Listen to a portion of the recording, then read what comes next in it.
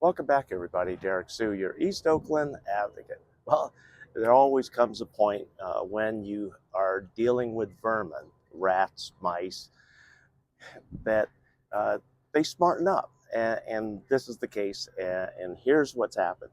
We've run through the gamut of ready uh, bait. You buy in a bag, like kind of like chunks, and then Rat X. We used the grains and baking soda. So we run everything, and so they're avoiding everything. And then I went to using sticky traps. The sticky traps worked for a while. I got a few of them on the sticky traps, and uh, and to silence them, just use a hammer. You know, quick and easy.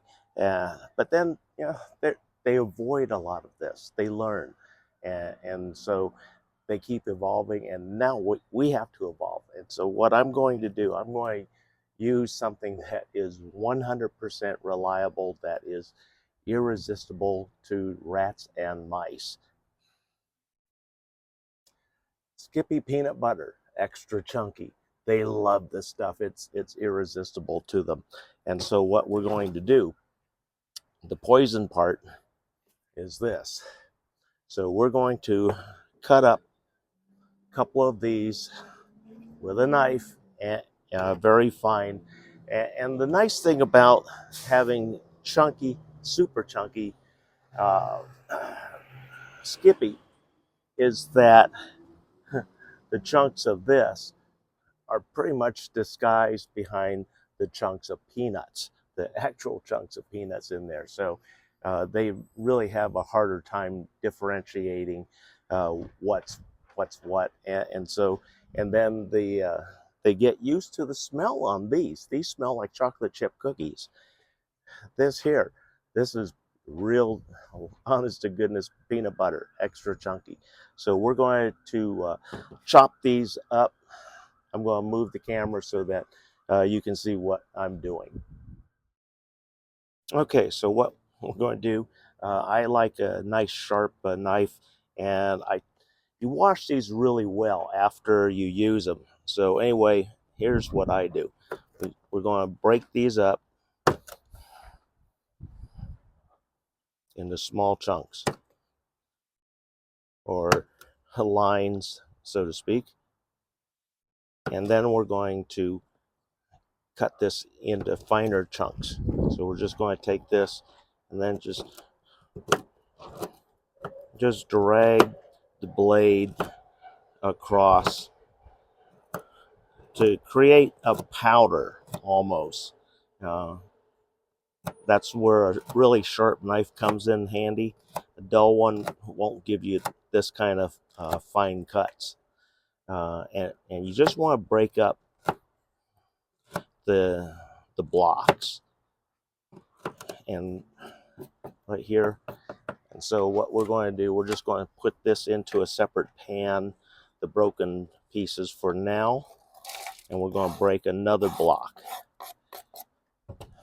And so we have that right here, and then we're going to break one more block into as fine a powder as we can.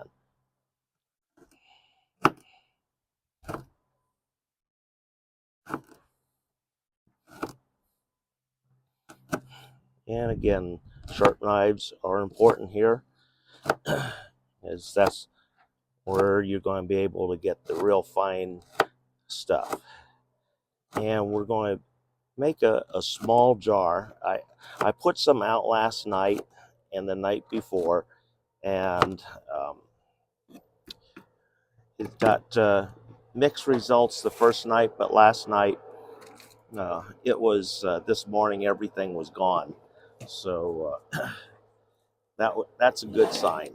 And now what we're going to do, we're going to get the Skippy peanut butter, and we're just going to scoop a bunch of it into this little jar.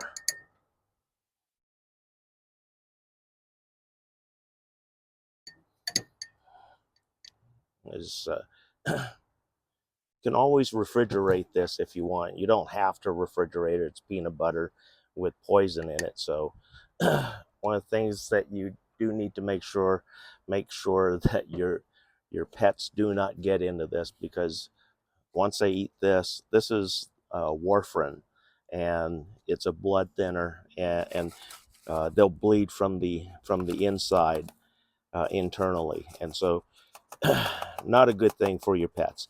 So make sure you when you put this out, you're going to put it out in a place where your pets can't access it, dogs, cats, children, because like I said, this is a blood thinner. Warfarin is nasty stuff, and once you swallow this, there's no going back on this. There's no antidote to stop the blood from thinning to a point where they literally bleed to death internally, and that's what happens with this. And so we're mixing this up early so that it can get a nicely mixed, and it's going to be a weird color when we come back and put it on the trays. But anyway, look at that. Um, there's no rat that's going to not get his chunks of the extra chunky peanuts. And along with that, you can't avoid not getting the warfarin poison. So anyway, we're going to let this sit for a little bit, and then we're going to put it out. I wanted to share with you last night's dinner tray. I had the bait, this bait, smeared all inside here, and you can see all the little footprints and licking, and they even left a couple of deposits so you can get an idea how big they are. So anyway, we're going to knock that out, and what we're going to do, we're going to set up 3 stations, 1, 2, and then 3. This one we'll put inside, and that one will have quite a bit. But what you want to do, you want to get a nice glob going, but you don't want any large, huge mass pieces where they can drag off or take off with them.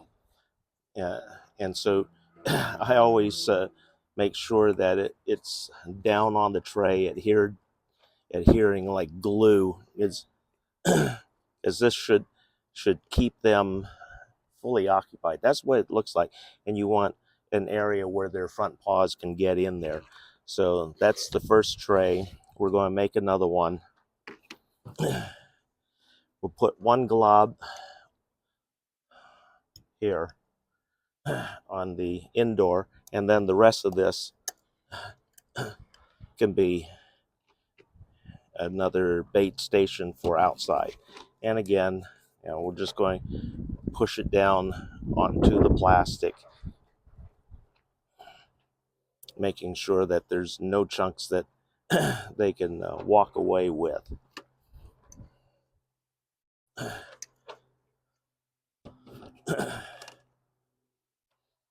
So as you see, I'm just going by the little inner circle on the plastic, but it makes them actually step on the tray. So, and that's what we want. We want them in the tray. We want proof, and also get an idea of the size of the rats that we're dealing with. I see them. I hear them. Yeah, all during the night. But anyway, again, this tray is for inside, and so and that's all it is. You just set these in high traffic areas and let the bait do the work. hopefully that helps you. And that's the homeless tip for today, homeless survival tip. And this will get those rats to eat that green block when they've stopped. They got wise to the green block, but I tell you what, that extra chunky peanut butter doesn't have to be Skippy, but you want to make sure that it's the extra chunky or at least the chunky to really get their interest.